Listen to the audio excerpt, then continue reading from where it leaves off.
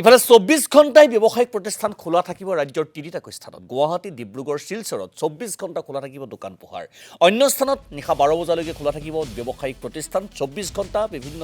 সাপ্তাহিক বন্ধও শিলচৰ ডিব্ৰুগড় আৰু গুৱাহাটীত নাথাকিব ডিব্ৰুগড়ৰ কেবিনেট বৈঠকৰ অন্তত এই কথা ঘোষণা কৰে মুখ্যমন্ত্ৰী ডক্টৰ হিমন্ত বিশ্ব শৰ্মাই ডিব্ৰুগড় শিলচৰ গুৱাহাটী 24/7 সাপ্তাহিক বন্ধও নাথাকিব মুখ্যমন্ত্ৰী ভাষ্য যে গুৱাহাটী ডিব্ৰুগড় আৰু শিলচৰত দোকান পোহাৰ এতিয়া 24 ঘণ্টা খোলা ৰাখিব পাৰিব আৰু সাপ্তাহিক এটা যি বন্ধৰ কথা আছিল এতিয়াৰ পৰা সাপ্তাহিক বন্ধটো নাথাকিব চৰকাৰী নিয়মত নাথাকিব কোনোবাই বন্ধ কৰিব খুজিলে কোনো আপত্তি নাই এই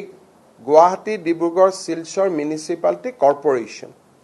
কিন্তু বাকি টাউনসমূহতো ৰাতি 2টা বজা পৰ্যন্ত দোকান পোহাৰ খোলা ৰাখিব পাৰিব শ্ৰমিকক মই 24 ঘণ্টা দোকান খোলা ৰাখিলো তাৰমানে শ্ৰমিকৰ 3টা শিফট কৰিব লাগিব